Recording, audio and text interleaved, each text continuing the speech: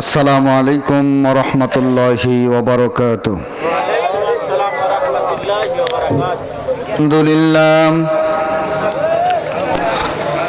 আলহামদুলিল্লাহি নাহমাদুহু ওয়া নাস্তাঈনুহু ওয়া নাস্তাগফিরুহু ওয়া নু'মিনু বিহি ওয়া নাতাওয়াক্কালু আলাইহি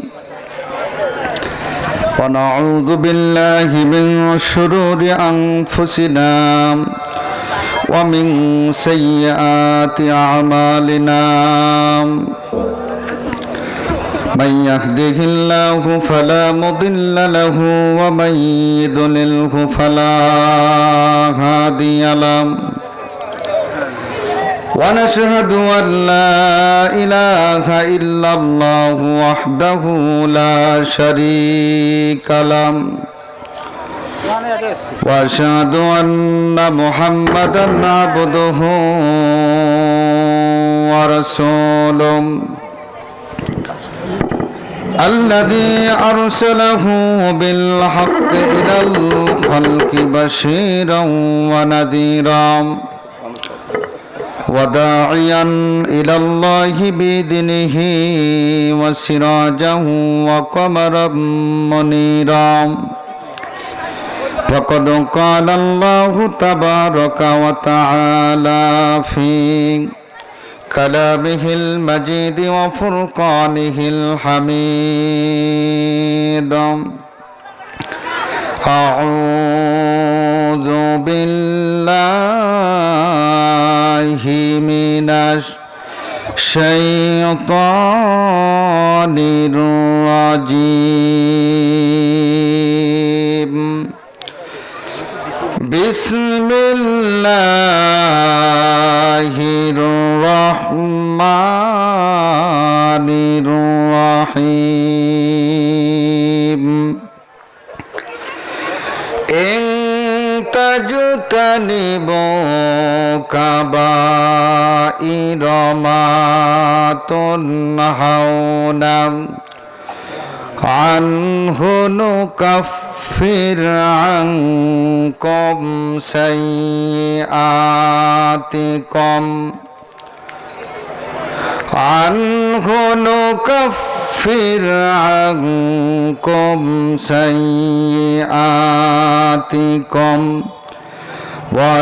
وندخلكم مدخلا كريما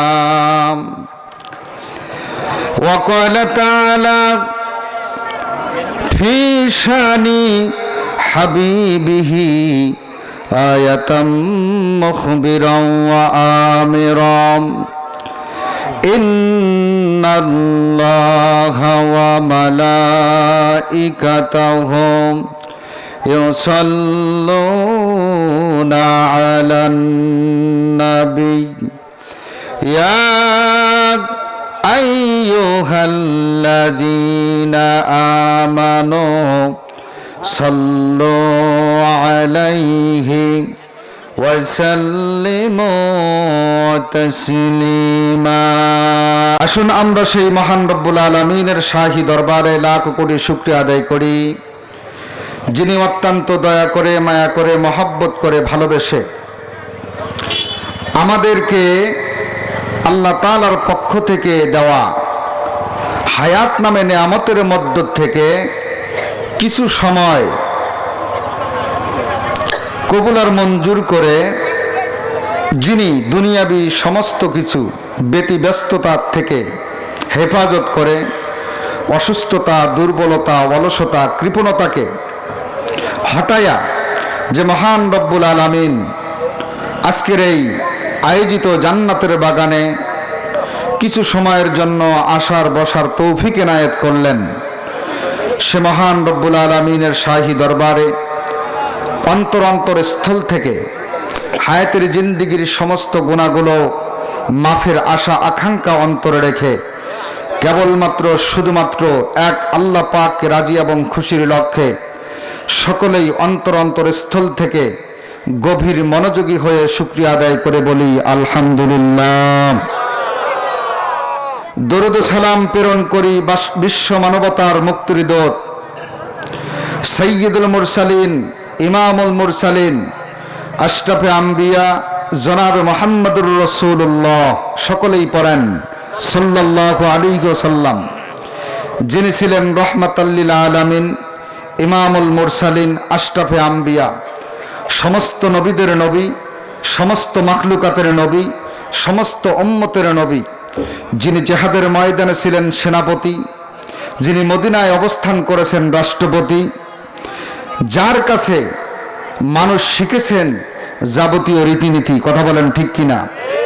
সেই মহামানবের সৌজন্যে সালাতু সালাম পেশের লক্ষ্যে সকলেই মহব্বতে আবেগে সেই বহুদূরের মদিনায়, মদিনাতুল মুনাররমায়, জান্নাতুল বাকিতে, রওজাতুল আতাহারে, যেই জায়গায় নবীজি ঘুমিয়ে আছেন সেই নবীজির রওজাকে টার্গেট করে আবেগে মহব্বতে সকলেই পড়েন এই সাল্লাল্লাহু আলাইহি ওয়াসাল্লাম।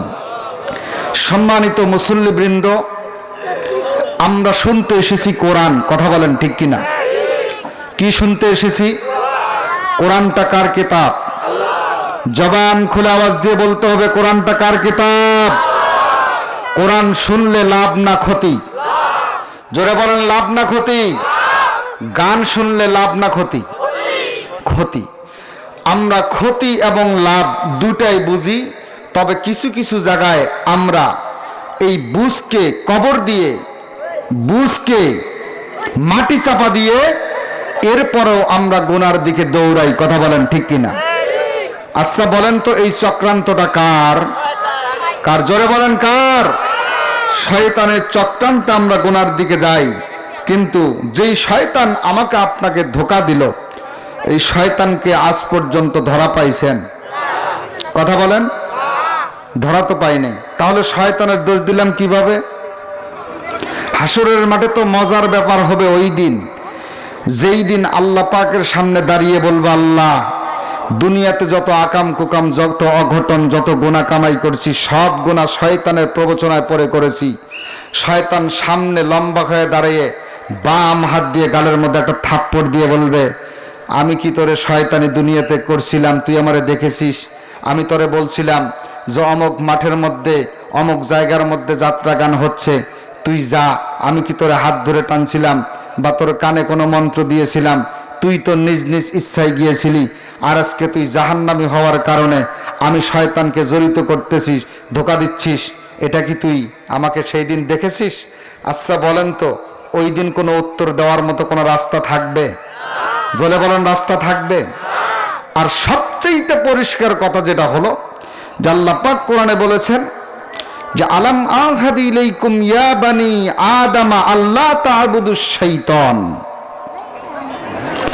ওই দিন আল্লাহ পাক বলবেন যে আমি কি দুনিয়াতে যে তোমাদের ধোঁকা দেওয়ার জন্য, তোমাদেরকে খারাপ কাজে লিপ্ত করার জন্য শয়তান যে সর্বমুহূর্তে, প্রতি মুহূর্তে তোমাদেরকে ধোঁকা দিচ্ছে, এই কথাটা তো আমি তোমাদেরকে দুনিয়াতে স্পষ্ট ভাষায় বলে দিয়েছিলাম, তোমাদেরকে সজাগ করে দিয়েছিলাম। এরপরেও তোমরা শয়তানি প্রবচনায় পড়ে তোমরা গুনার কাজে লিপ্ত হয়েছিল। কথা বলেন ঠিক কিনা? কারণ কি? কারণ হলো আল্লাহ পাক রব্বুল আমিনকে যে আমাদেরকে সৃষ্টি করেছেন, দুইটা গুণ দিয়ে সৃষ্টি করেছেন। কটা গুণ দিয়ে? গুনাহ করার শক্তিও আমাদের মাঝে আছে, নেকি কামাই করার শক্তিও আমাদের মাঝে আছে। কথা বলেন ঠিক কিনা? তাহলে দুটা শক্তি আমাদের মাঝে আছে। এই দুটা শক্তির মধ্য থেকে আমাদের যদি গুনাহ করার শক্তির চেয়ে যদি নেকি অর্জনের শক্তি, পাওয়ার যদি বেশি হয়ে যায়, তাহলে আমরা জাহান্নাম থেকে বাঁচতে পারবো, দুনিয়াতেও শয়তানের পথ থেকে বেঁচে আল্লাহর পথে চলতে পারবো। কথা বলেন ঠিক কিনা? সম্মানিত হাজিরিন, গভীর খেয়াল করেন। তাহলে যেই কথাটা বলতেছিলাম, যে আলোচনা শুনতে এসেছি কোরআনুল কারীমের। কার আলোচনা? কোরআনুল কারীমের আলোচনা শুনলে লাভ না ক্ষতি? জবান খুলে বলে, লাভ না ক্ষতি? কেমন লাভ? কোরআনটা এমন একটা কিতাব যেটা হাত দিয়ে ধরলে লাভ, চোখ দিয়ে দেখলে লাভ, চুমা খাইলে লাভ, বুকে জড়াইলে লাভ, মাথায় নিলে লাভ, যখন তেলাওয়াত করতে থাকবেন আরো বেশি লাভ। সুবহানাল্লাহ বলেন। কেমন লাভ? যে আল্লাহ পাক রব্বুল আলামিন বলেন দুনিয়াতে বসে কোনো ব্যক্তি যদি আমি আল্লাহ পাক রব্বুল আমিনের সাথে দিদার করতে চায়, সুবহানাল্লাহ কবেন না?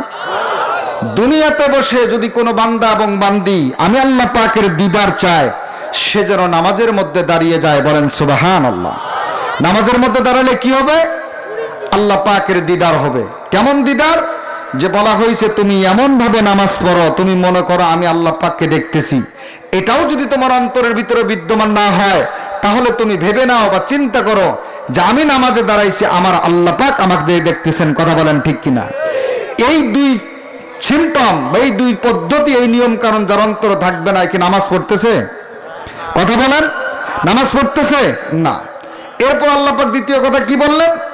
যে ব্যক্তি দুনিয়াতে বসে আমি আল্লাহ সুবহানাহু ওয়া তাআলার সঙ্গে কথা বলতে চায়, সে যেন দুনিয়াতে আজে বাজে গল্পগুজব, উপন্যাস, বিভিন্ন রকমের বই পুস্তক না পড়ে। আমি আল্লাহ পাক রব্বুল আলামিন বিশ্ব নবীর ওপর কুরআনুল কারীম নাজিল করলাম, এই কুরআনুল কারীম সামনে নিয়ে যেন তেলাওয়াত করা শুরু করে দেয়। দুনিয়াতে বসে যখন কোনো মানুষ, কোনো বান্দা এবং বান্দি যখন কুরআনুল কারীম তেলাওয়াত করা শুরু করে দিবে, সে যেন আল্লাহ সুবহানাহু ওয়া তাআলার সাথে কথা বলতেছে, বলেন সুবহানাল্লাহ। আল্লাহ তাআলার সাথে কথা বলতে মন চায়, কথা বলতে মন চায়, মন চায়। একটা বিষয় আপনাদেরকে জানায় দেই, মন চায়, কিন্তু সমাজের মধ্যে লক্ষ্য করলে দেখা যায় সমাজের 100% মানুষের মধ্যে এখন পর্যন্ত 85 থেকে 90% মুসলমানেরা কোরআন শরীফ পড়তে জানে না। কথা বলেন ঠিক কিনা? যদিও 5 থেকে 10% মানুষ কোরআন শরীফ পড়তে জানে, কিন্তু সহি শুদ্ধ করে 5% লোক অনেক সময় কোরআন শরীফ তেলাওয়াত করতে পারে না। কথা বলেন ঠিক কিনা? অথচ বাংলাদেশের আনাচে কানাচে লক্ষ্য করে দেখেন, হাফিজিয়া, নুরানিয়া, মাদ্রাসা, মক্তবের কোনো অভাব নাই। এরপরেও বাংলার জমিনে 15% লোক সহি শুদ্ধভাবে কোরআন তেলাওয়াত করতে পারে না। আর এখন যে অবস্থানটা, এখন যে পরিবেশটা বর্তমান সময়ে এসে গেছে, আমার মনে হয় যে দুনিয়াবী শিক্ষা, বাংলা ইংরেজি লেখাপড়ার ব্যাপারে মানুষ আগে নিজের নামটা পর্যন্ত সই করতে জানতো না। এখন খুঁজলে পাওয়া যাবে যে দেশের শতকরা মনে হয় 90 থেকে 95% মানুষ অবশ্যই নিজের নাম ঠিকানা লিখতে পারে। কথা বলেন ঠিক কিনা? তাহলে যেটার প্রতি, যেটার দিকে আল্লাহ পাকের কোনো আইন নাই, বিধান নাই যে এটা চুমু খাইলে, এটা হাত দিয়ে ধরলে, বা এটা গবেষণা করলে, বা এটা অর্জন করলে তোমাকে 4 পয়সার উপকৃত করা হবে, হ্যাঁ, একটা নেকি দান করা হবে, এই ধরনের কোনো ঘোষণাই নাই। এটা অথচ বাংলার জমিনের মানুষ 100-র মধ্যে 90 থেকে 95% মানুষ, মুসলমানের সন্তানেরা শিখতে, শিক্ষা অর্জন করতে ব্যস্ত। কিন্তু যেটা বেঁচে থাকলেও দরকার, অসুস্থ হলে দরকার, নামাজে দাঁড়াইলে দরকার, ব্যবসা করলে দরকার। কথা বলেন ঠিক কিনা?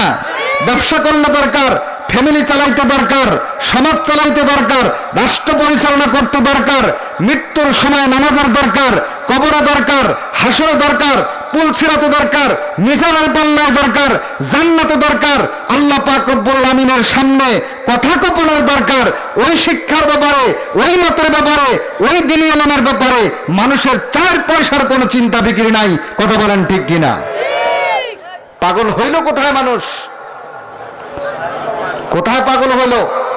শুধু সারা জীবন তাফসির মাহফিলে যাবেন, 2-1 ঘন্টা কান বন্ধ করা, কি খুব সুন্দর সুরিলা ভাষায় আমি হয়ে আর যেই হোক সুন্দর সুন্দর আকর্ষিত কিছু আলাপ আলোচনা শুনলেন আর বাড়িতে ঘুমাইলেন, এটাই কি শেষ?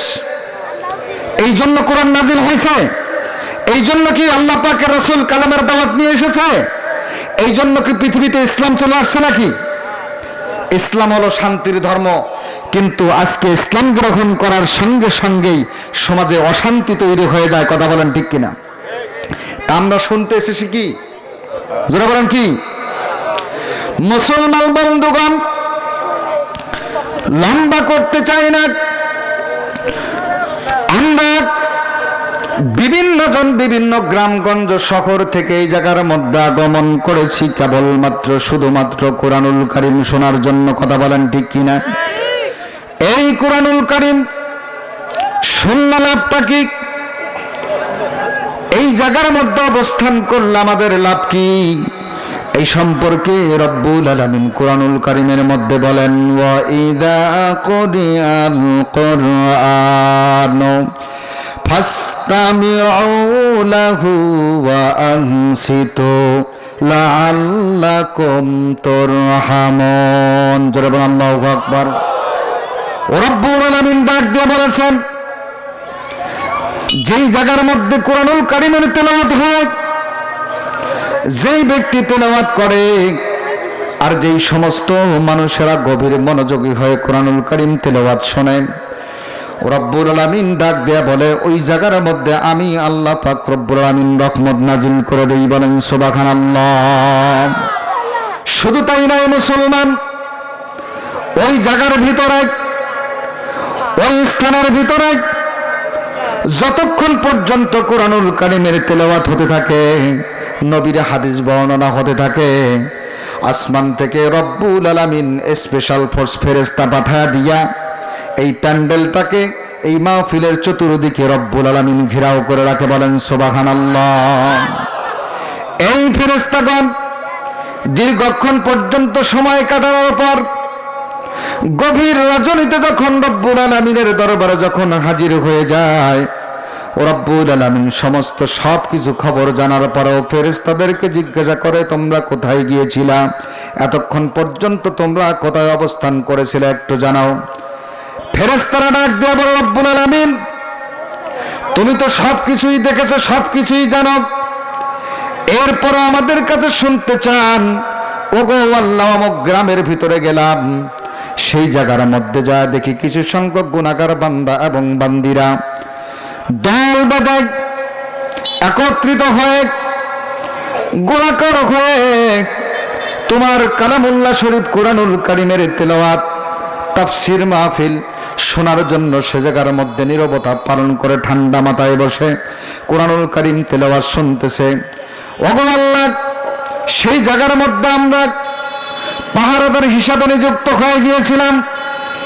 আল্লাহ পাক ডাক দেয়া বলবেন, ও আমার ফেরেশতারা, পরিশেষে মাহফিল সমাপনী মোনাজাতের আগ মুহূর্তে আমার বান্দা এবং বান্দিরা কি আবেদন নিবেদন করেছে তা আমাকে জানাও। ফেরেশতারা ডাক দেয়া বলবে, রব্বুল আলামিন তোমার এই বান্দা বান্দিরা মাহফিলের শেষ মুহূর্তে এসে মোনাজাতের মধ্যে হাত তুলে ডাক দিয়ে বলছে, আল্লাহ জীবনের গুনাহগুলো মাফ করে দাও। কথা বলেন ঠিক কিনা?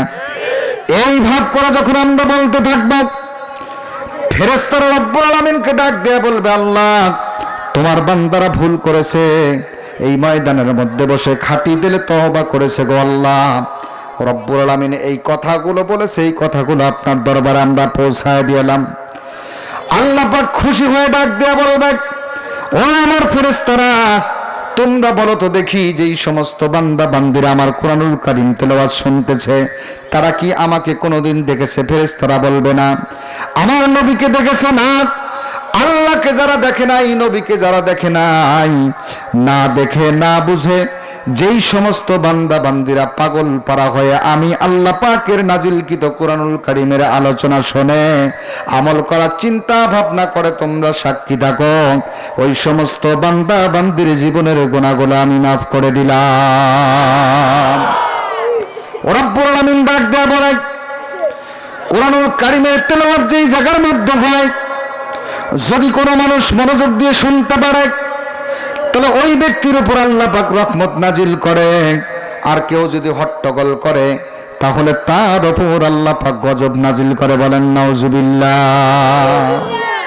তাহলে কোরআনুল কারীম শুনতে হবে খুব গভীর মনোযোগ হয়ে, এদিক সেদিক লড়াচড়া, গল্প গুজব, কোন প্রকার আজে বাজে চিন্তা ফিকির অন্তরে রাখা যাবে না। কথা বলেন ঠিক কিনা?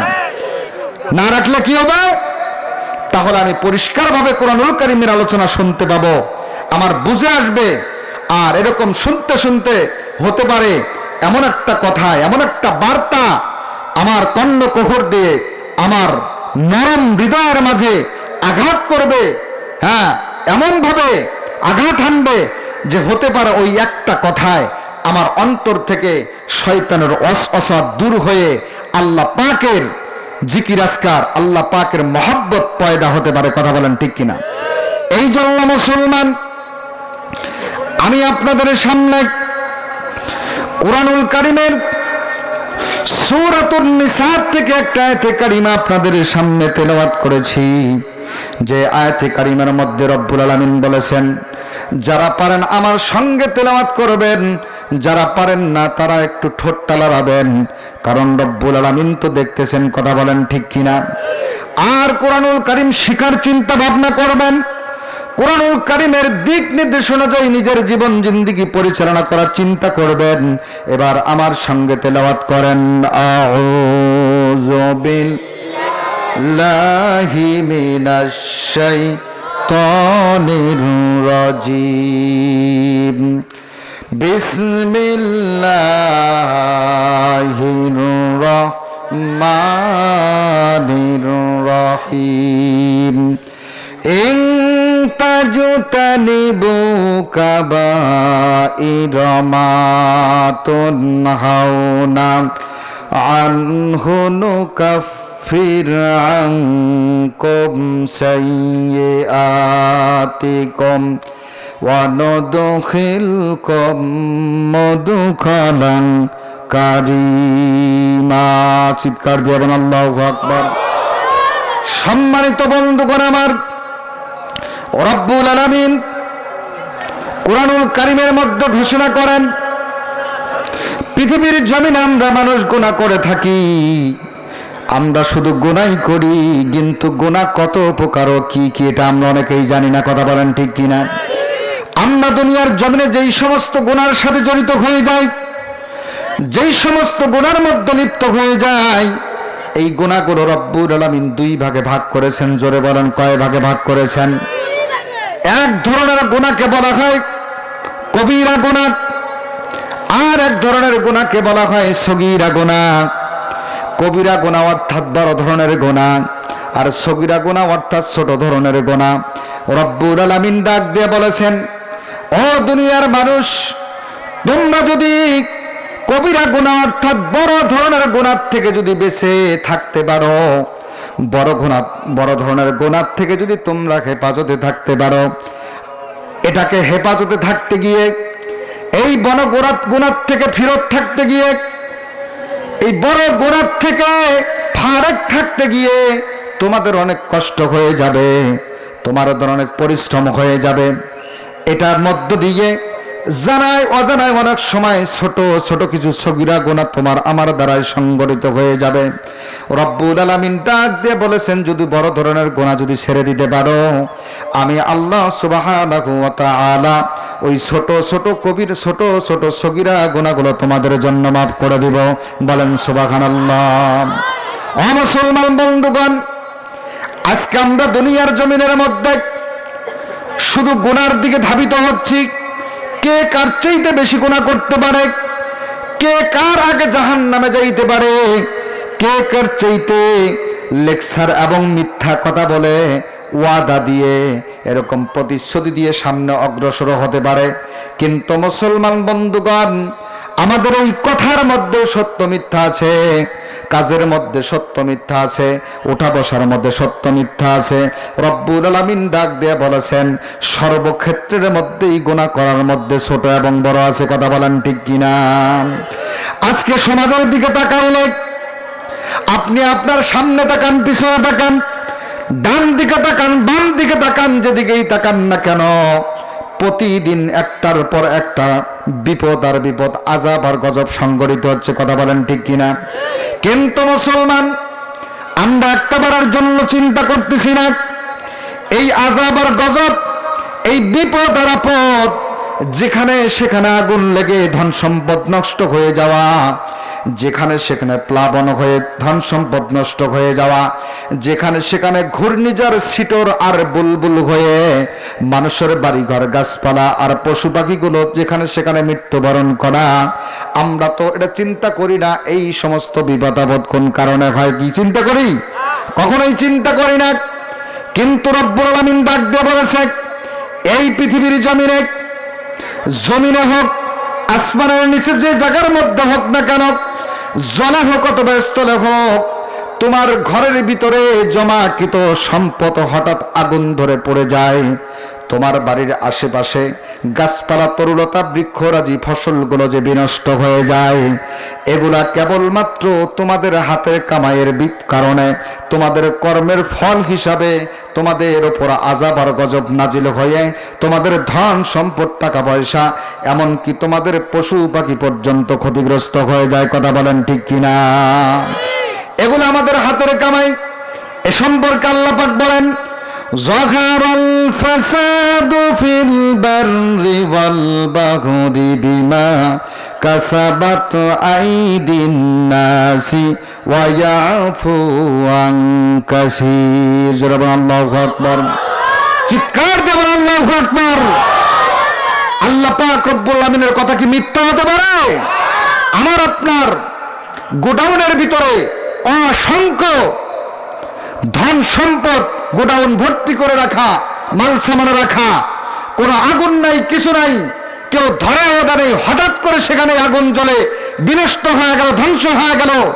আমি চিন্তা করতেছি, কে আগুন ধরা দিল? কে এই বিল্ডিংটাকে কি চাপ দিয়ে ধাক্কা দিয়ে ফেলা দিল? মানুষকে দোষারোপ করতেছি, কিন্তু আমরা মানুষ চিন্তা করতেছি না যে আমার জীবনে, আমার হায়াতে, আমার হাত দ্বারা, আমার জবান দ্বারা, আমার চোখ দ্বারা, আমার আমলের দ্বারা কত বড় সড় ধরনের গুনার কাজ আমরা করতেছি। এই চিন্তা, এই দোষ আমরা কেউ নিচ্ছি না। আমরা শুধু নিজের দোষটা আরেক ভাইয়ের ঘাড়ে চাপা দিয়ে তাকেই দোষী সাব্যস্ত করতেছি, নিজের ঘাড়ে দোষ চাপাচ্ছি না। কথা বলেন ঠিক কিনা?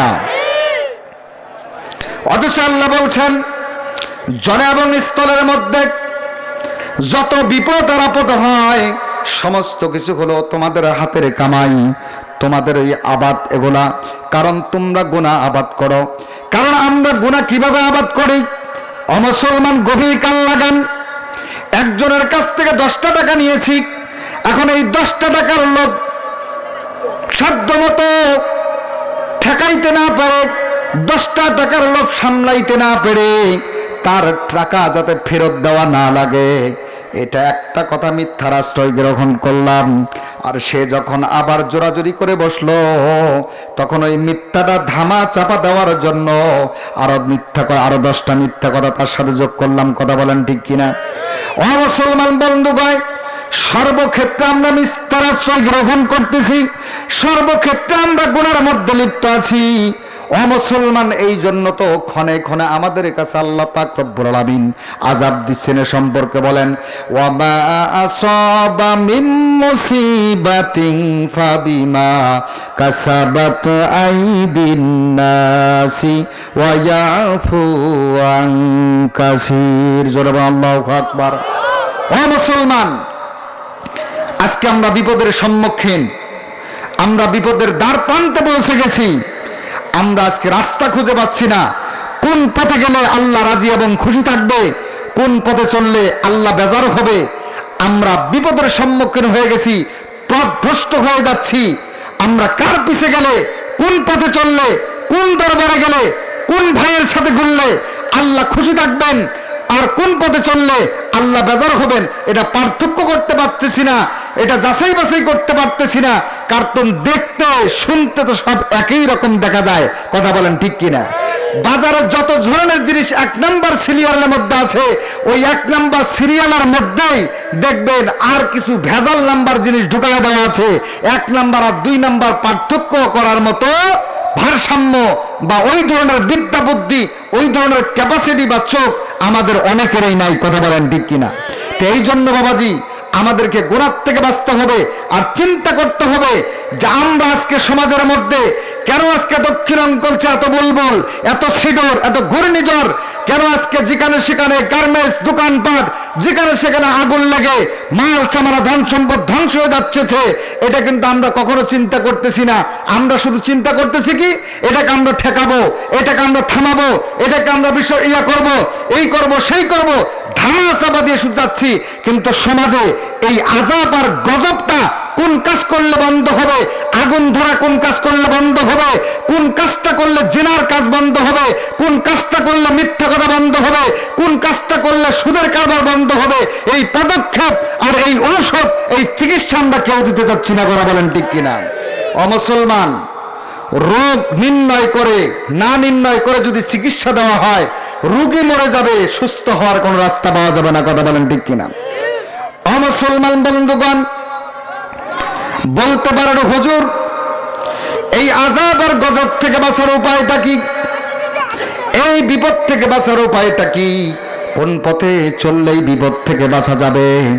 কোন পথে চললে আমার এই মুসিবতটা আমার থেকে দূরে সরে যাবে? ও মুসলমান বন্ধুগণ, এরকম একটা প্রশ্নের সম্মুখীন হয়েছিলেন হযরতে মুসা আলাইহিস সালামের জামানায় এক বিজ্ঞানী, যার নাম হলো আল-আস্তাতলিস। এই আল-আস্তাতলিস এমন একটা বিপদের সম্মুখীন হলেন, তদানীন্তন সময়ে নবী রাসূলরা ব্যতীত এই আল-আস্তাতলিসের এত বিজ্ঞান, এত শিক্ষাবিদ, এত লেখাপড়া, এত ডিগ্রি ছিল, তদানীন্তন সময়ের মধ্যে নবী রাসূলরা ব্যতীত তার শিক্ষাগত যোগ্যতাকে কেউ হার বানাইতে পারত না। কিন্তু মুসলমান এত বড় শিক্ষাবিদ হয়ে, এত বড় ধরনের গবেষক হয়ে এমন ছোট্ট একটা প্রশ্নের সম্মুখীন হয়ে গেলেন। প্রশ্নটা হলো এমন যে যে তাদের বন্ধু মহলে, তার পরিচিতর মধ্যে, তার সমকক্ষ যেই সমস্ত বুদ্ধিজীবীরা, যেই সমস্ত গবেষকরা, যেই সমস্ত বিজ্ঞানীরা তার বন্ধু বান্ধবের মধ্যে, নিজেদের মধ্যে, পরিচিতদের মধ্যে যারা ছিল, প্রত্যেককে প্রশ্ন করেছিল, বন্ধুরে, আমি এমন একটা বিপদের সম্মুখীন হলাম, কিন্তু এই বিপদের যে সম্মুখীন হলাম এটার উত্তর আমি খুঁজে পাচ্ছি না।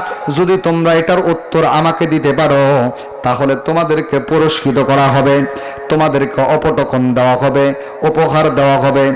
সমস্ত বন্ধু বান্ধবরা প্রশ্ন করে বসল, আল-আস্তাতলিস, কি তোমার সেই প্রশ্ন? কি তোমার সেই প্রশ্ন? কি তোমার সেই কোশ্চেন? একটু আমাদের সামনে বলো দেখি, আমরা উত্তর দিতে পারি কিনা। আল-আস্তাতলিস ডাক দিয়ে বলছে, শোনো, মনে করো কেউ আমার দিকে লক্ষ্য করে তীর নিক্ষেপ করতেছে, কেউ আমাকে মারার জন্য ষড়যন্ত্র করতেছে, কেউ আমাকে ধ্বংস করে দেওয়ার জন্য চিন্তা ভাবনা করতেছে, কেউ বা আমাকে ধ্বংস করে দেওয়ার জন্য আমার দিকে গুলি ছুটতেছে, পিস্তল ঠেকাচ্ছে, ছুরিরাঘাত করতে চাচ্ছে। আমি তোমাদের কাছে জানতে চাই, এই কঠিন মুসিবত থেকে বাঁচার কোনো বুদ্ধি বা কৌশল তোমাদের জানা আছে নাকি? আমাকে জানায় দাও।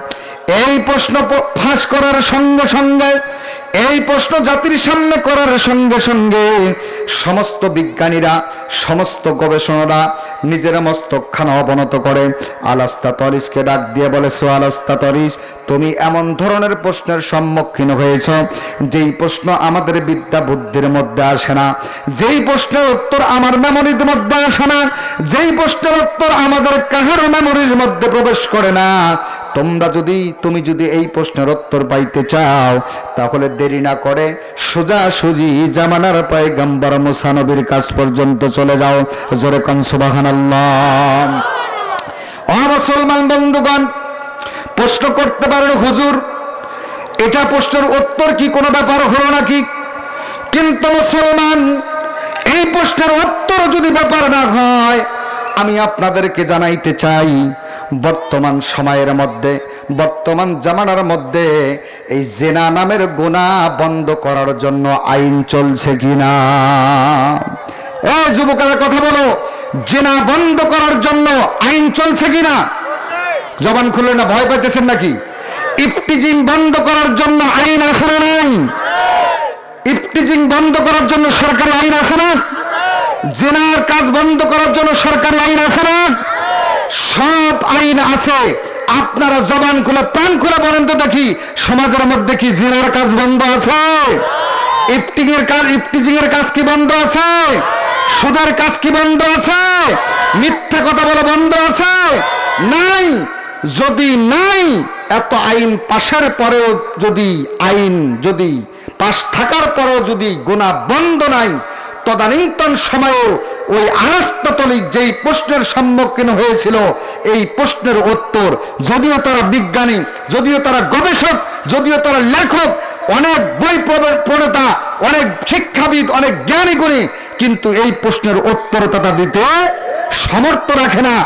এই প্রশ্নের উত্তর দিতে তাদের শক্তি ছিল না, তাদের বিদ্যার বহরের ভিতরে হিসাব নিকাশ করে পায় নাই যে কোন আইন পাশ করলে, কোন আইন মানলে, কোন কথা মানলে, কোন পথে চললে জেনার কাজ বন্ধ হবে, মিথ্যা বন্ধ হবে, ইফটিজিং বন্ধ হবে, বেপর্দা বন্ধ হবে, অশ্লীলতা বন্ধ হবে, সমাজের সুদঘুষ বন্ধ হবে। এই আইন তারা মাথায় কোনো কাজ করে নাই। শুধু কাজ আছে কি, তারা শুধু বাড়ানো যায় কিভাবে, বাড়ানো যায় কিভাবে এই চিন্তায় ব্যস্ত আছে। কথা বলেন ঠিক কিনা?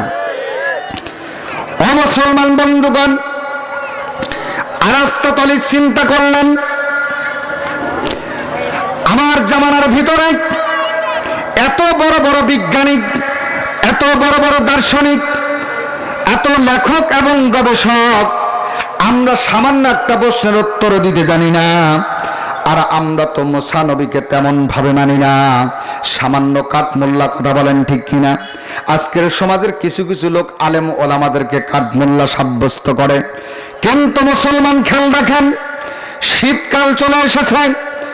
যেই গাছের ভিতরে আপনি যদি গাছটা কেটে টুকরো টুকরো করেন, এক ফোঁটা পানি যেই গাছ থেকে বাহির হয় না, এই শীতকালের মধ্যে আবার যায় ওই গাছটা একটু কেটে দেখবেন আল্লাহ পাক রব্বুল আলামিনের কুদরতে ওই গাছ থেকে মিষ্টি মধুর রস বাহির হয়।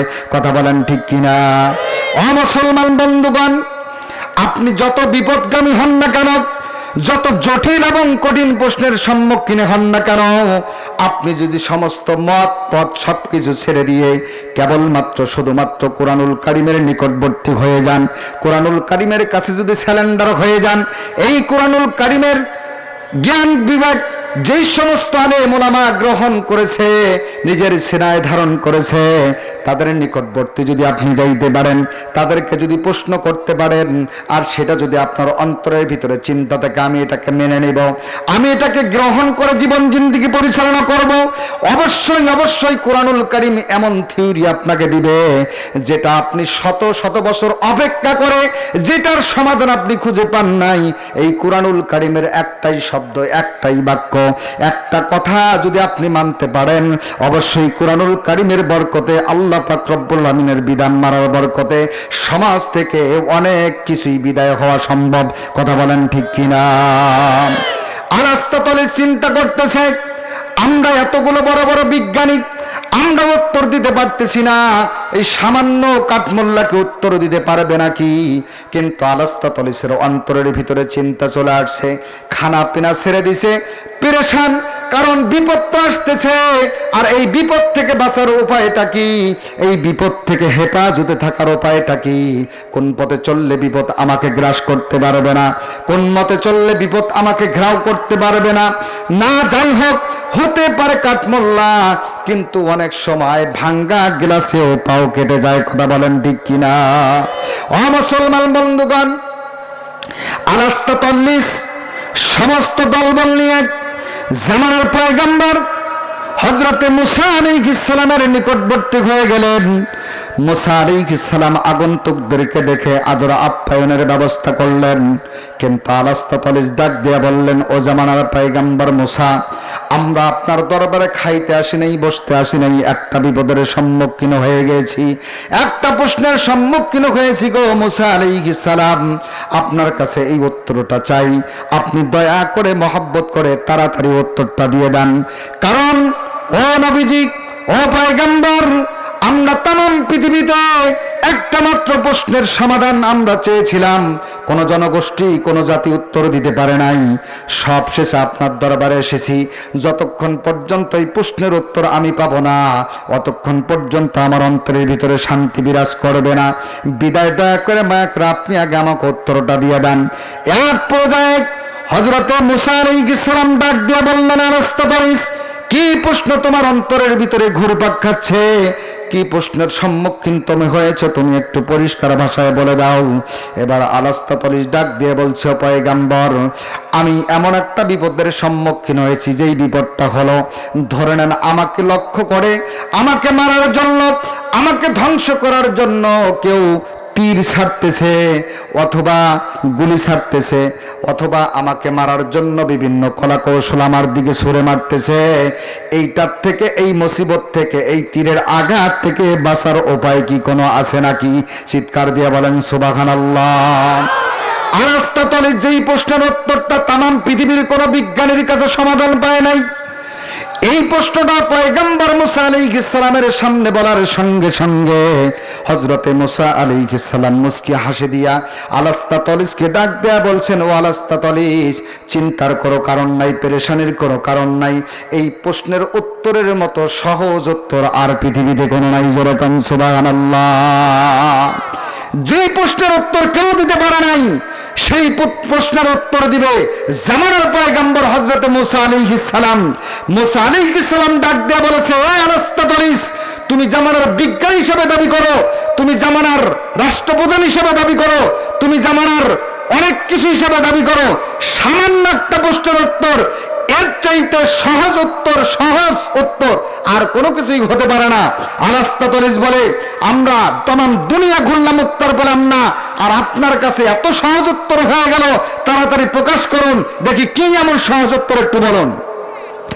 হযরতে মুসা পয়গম্বর ডাক দিয়ে বলেছে, আলাস্তাতলিস, তুমি যেই তীরের কথা বলছো, যেই বন্দুকের গুলির কথা বলছো, যেই আযাব আর গজবের কথা বলছো, আমি তোমাকে প্রশ্ন করতে চাই, যে ব্যক্তি তোমার দিকে লক্ষ্য করে গুলি ছাড়ে, এই গুলি ছাড়ানো, এই গুলি ছাড়ার একজন ব্যক্তি আছে না নাই? জোরা বলেন, আছে না নাই? একটা গুলি কি এমনি এমনি ছুটতে পারে নাকি? খুব মনোযোগী হইতে হবে। মুসা আলাইহিস সালাম ডাক দেয়া বলে, আলাস্তাতলিস, তুমি বলতেছ আমাকে লক্ষ্য করে আমাকে মারার জন্য তীর নিক্ষেপ করতেছে, তুমি বলো দেখি এই তীর নিক্ষেপকারী একজন ব্যক্তি আছে না নাই? কথা বলেন ঠিক কিনা?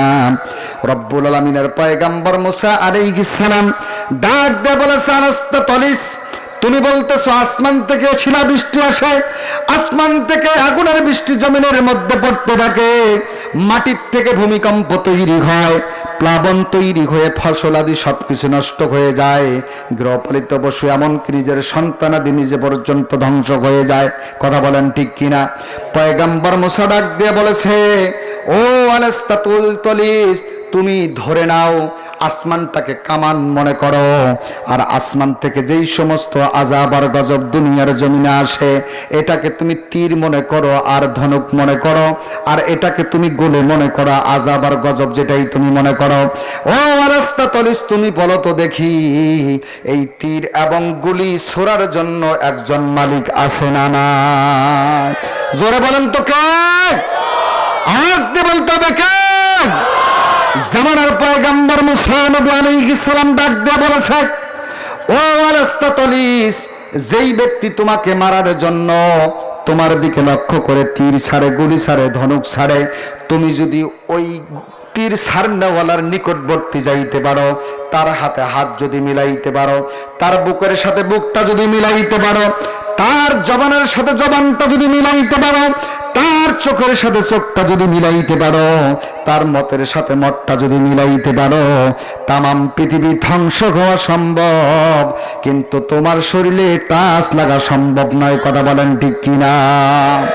ও মুসলমান বন্ধুগণ, এতক্ষণ পর্যন্ত যেই কথাটা আপনাদেরকে বুঝাইতে চাইলাম, আপনারাই বলেন, এই দুনিয়ার জমিনে যেই ব্যক্তি শিলাবৃষ্টি বর্ষণ করে তার নাম কি? জবান খুলে বলতে হবে, তার নাম কি? দুনিয়ার জমিনে আমরা নাক দিয়ে শ্বাস প্রশ্বাস গ্রহণ করেছি, এটা নিয়ন্ত্রণ করে কে? জমিন থেকে পানি প্রবাহিত করেন কে? ভূমিকম্প তৈরি করে দেন কে? আমার আপনার জমাকৃত সম্পদের মধ্যে আগুন লাগানো হয়, এই আগুন অর্ডার মানেন কার? বুলবুল নামের যে আযাব আর গজব পৃথিবীতে কিছুদিন আগে নাজিল হলো, আপনারাই বলেন এই বুলবুল নামের ভূমিকম্প নাজিল করেছেন কে? রব্বুল আলামিন ডাক দিয়ে বলেছেন, যদি আমার হাতের সাথে হাত মিলাইতে পারো, আমার মতের সাথে মত মিলাইতে পারো, আমার জবানের সাথে জবান মিলাইতে পারো, আমার চোখের সাথে চক্ষু মিলাইতে পারো, তাহলে দুনিয়াতে অনেক আযাব গজব যাবে, কিন্তু কোন আযাব গজব তোমাকে গ্রেফতার করতে পারবে না, কারণ মুসলমান তুমি হলো আমার স্পেশাল লোক। কথা বলেন ঠিক কিনা? মুসলমান বন্ধুগণ, দুনিয়াবি সামান্য একটা উদাহরণ দিয়ে আপনাদেরকে বুঝাইতে চাই। মনে করেন এই দেশের মধ্যে এমনও আসামি থাকে যার উপর ফাঁসির রায় ঘোষণা হয়ে গেছে। কথা বলেন ঠিক কিনা? এমন আসামি দুনিয়াতে ঘোরাফেরা করতেছে যার যাবজ্জীবন কার্যকর হয়ে গেছে। এমনও ব্যক্তি খোলা আকাশের নিচে ঘোরাফেরা করতেছে, মানুষকে প্রকাশ্যে খুন করেছে, মানুষকে প্রকাশ্যে গুম করেছে, মানুষের ধন সম্পদ অন্যায়ভাবে গ্রহণ করেছে। আপনারা বলেন তো এমন সমস্ত লোক দুনিয়াতে আছে না নাই? কিন্তু মুসলমান আজকের সমাজ শুধু নয়, তদানীন্তন সময়ের মধ্যেও লক্ষ্য করলে দেখা যায় যার সাথে যার মহব্বত তার সাথে তার কিয়ামত। কথা বলেন ঠিক কিনা? দুনিয়াতে যারা আইন প্রণেতা, যারা আইন পাশ করেন, যারা বিধিবিধান পাশ করেন, যারা নিয়ম কানুন সমাজের মধ্যে বাস্তবায়ন করেন, ওদের মধ্য থেকে যদি এরকম কোনো বড় ধরনের আসামি থাকে, আর যদি সেই আসামিকে এখন পর্যন্ত ধরা হয় নাই, কিন্তু ওই আসামিটা এমন একজন ব্যক্তির সাথে ঘোরাফেরা করে, এমন একটা লোকের সাথে ওঠা বসা করে, যেই লোকটা হলো সরকারের সবচেয়ে বড় কর্মকর্তা। কেমন কর্মকর্তা? যে ওই লোকটা যদি একটা কথা বলে সমস্ত বাহিনী মানতে বাধ্য, ওই লোকটা এমন একটা অর্ডার করে যেই অর্ডার সমস্ত প্রশাসন মানতে বাধ্য, এমন একটা কথা যদি প্রকাশ করে যেই কথাটা সবাই যতই কষ্ট হোক না কেন সেটা মানাতে ব্যস্ত। এখন যদি লক্ষ্য করা যায় ওই এমন একজন শক্তিশালী ব্যক্তির সাথে ওই লোকটা সবসময় চলাফেরা করতেছে, বড় বাড়ির একটা মিটিংয়ের মধ্যে উপস্থিত হয়েছে, অথবা আজকের এই জান্নাতের বাগানে উপস্থিত হয়েছে, আপনারা বলেন তো দেখি, যদিও সে ফাঁসির আসামি, যদিও সে খুনের আসামি, যদিও সে চোরের আসামি, ওই ব্যক্তিটা ওই শক্তিশালী লোকের সাথে আসার কারণে পুলিশের বাবার দাদারও ক্ষমতা নাই তাকে গ্রেফতার করার। কথা বলেন ঠিক কিনা? ও মুসলমান বন্ধুগণ, আপনারা দুনিয়ার জমিনে অনেক গুনাহ করেছেন বিশ্বাসী, আমার দ্বারা অনেক গুনাহ হয়েছে বিশ্বাসী, কিন্তু সমস্ত গুনাহগুলা যদি একটা বস্তার মধ্যে ভরাট করা, বস্তার মুখ যদি বান্দা যদি বঙ্গোপসাগরে ফেলায়া দিয়া যদি কেবলমাত্র শুধুমাত্র একমাত্র রব্বুল আলামিনের সান্নিধ্যে যদি আমরা উপস্থিত হয়ে যাই, আর যদি চোখের পানি ছেড়ে দিয়ে অন্তরের ভিতরে ঈমান গ্রহণ করে আল্লাহ পাকের সামনে যদি ডাকতে পারি, আল্লাহ হায়াতের জিন্দেগি যত গুনাহ করেছি গো প্রভু, যেই গুনার কারণে আমাদের উপর আযাব হয়, যেই গুনার কারণে আসমান থেকে শিলাবৃষ্টি দুনিয়ার জমিনে পতিত হয়, যেই গুনার কারণে আজকে বুলবুল নামের আযাব দুনিয়ার জমিনে আসে, যেই গুনার কারণে আজকে আমার সন্তান রাস্তায় পড়ে মারা যায়, যেই গুনার কারণে ইফতিজিং নামাজে অভিশাপ আমাদের সমাজ থেকে বিদায় হয় না, যেই গুনার কারণে আজকে সমাজের মধ্যে ধর্ষণ বন্ধ হয় না, রব্বুল আলামিন সমস্ত প্রকার গুনাহগুলো তোমার সামনে হাজির করে দিলাম। আজকে এই মুহূর্তটাকে তোমার দরবারে তওবা করলাম। রব্বুল আলামিন দয়া করে মায়া করে আমাদেরকে মাফ করো, দয়া করে মায়া করে আমাদেরকে কবুল করো, দয়া করে মায়া করে আমাদেরকে হেফাজত করো। রব্বুল আলামিন ডাক দিয়ে বলেছেন, ইয়া আইয়ুহাল্লাযীনা আমানু তুবু ইলাল্লাহি তাওবাতান নাসুহা। ও বান্দা বান্দি, আসমান পর্যন্ত গুনাহ করেছো, ভয় পাও না। জমিনে এমন কোন জায়গা নাই যে জায়গার মধ্যে দাঁড়িয়ে গুনাহ করেছো, ভয়ের কোনো কারণ নাই। কেবলমাত্র শুধুমাত্র সাহস করে ঈমানকে মজবুত করে দিয়ে যদি খাটি দিলে তওবা করে যদি আল্লাহ পাকের কাছে সারেন্ডার হতে পারো, আমার রব্বুল আলামিন ডাক দেয়া বলে, গুনাহ তো মাফ করব তো করবই, গুনাহ তো মাফ হবেই তো হবেই, ওই গুনার পরিবর্তে নেকি দিয়া জান্নাতের বাসিন্দা হিসাবে কবুল করব। জোরে কোন সুবহানাল্লাহ। তাহলে স্যালেন্ডার করতে হবে কার কাছে? জোরে বলেন কার কাছে? স্যালেন্ডার করতে হবে আল্লাহ পাকের কাছে। সেটা হলো তওবার মাধ্যমে, গুনাহ ছেড়ে দেওয়ার মাধ্যমে। এখন আসেন, যেই আল্লাহ পাক রব্বুল আলামিন বললেন স্যালেন্ডার করলে আমি আল্লাহ পাক মাফ করব, ওই আল্লাহ পাক বললেন কাজ করতে হবে দুইটা। জবান খুলে বলেন কয়টা? দুইটা কাজ করতে হবে। কোন ব্যক্তি কি একই সাথে দুইটা কাজ করতে পারবে? হয়তো আগে ভাতের লোকমা খাইতে হবে, না হয় আগে গ্লাসের পানি খাইতে হবে, না পানি ভাত একসাথে, কি একই সাথে খাইতে পারবেন? আগে হয়তো ভাতের লোকমা খাইতে হবে, তারপর পানি খাইতে হবে। তাহলে দুটো কাজ একই সময়ে সম্ভব না, আলাদা আলাদা করতে হবে। সেই দুটো কাজ কি? আল্লাহ পাক বললেন দুটো কাজ হলো, একটা হলো প্রথম নাম্বার, খুব খেয়াল করেন যুবক ভাইরা, মুরব্বী বাবাজিরা খেয়াল করেন, আমি ভাঙা ভাঙা কণ্ঠে বলি, আপনারা শুনতে থাকেন। কি বলেন আপনারা? দুটো কাজের প্রথম নাম্বার কাজ হলো গুনার কাজ ছাড়তে হবে। কি করতে হবে? গুনার কাজ ছাড়তে হবে। দ্বিতীয় নাম্বার কাজ হলো গুনার কাজ বন্ধ করে নেকির কাজ করতে হবে। কথা বলেন ঠিক কিনা? আর যদি নেকিও করতে থাকেন, গুনাহ করতে থাকেন, তাহলে কিন্তু কোনো ফায়দা হবে কি? হবে না। মনে করেন আজকে এই বড় বাড়ি কুড়ারপাড় এলাকার কোনো একটা মায়ের প্রসব বেদনা, যে কোনো একটা রোগের কারণে তার ব্লাডিং শুরু হয়ে গেল। খুব খেয়াল করেন, এখন এই ব্লাডিং অবস্থায় আপনি যদি আপনার এই মা হোক, বাবা হোক, দাদা হোক আর দাদি হোক, এটাকে যদি মেডিকেলের মধ্যে নিয়ে যান, আপনি যত বড়ই নামি দামি লোক হন না, যত বড়ই টাকাওয়ালা লোক হন না কেন, ডাক্তারের সামনে গিয়ে আপনি তাড়াহুড়ো করতে পারেন, তাড়াতাড়ি আমার মায়ের ব্লাড বন্ধ করেন, তাড়াতাড়ি আমার বাবার ব্লাড বন্ধ করেন, করতে পারবেন? কি আগে কি ব্লাড বন্ধ করবে? করবে না। কি করবে?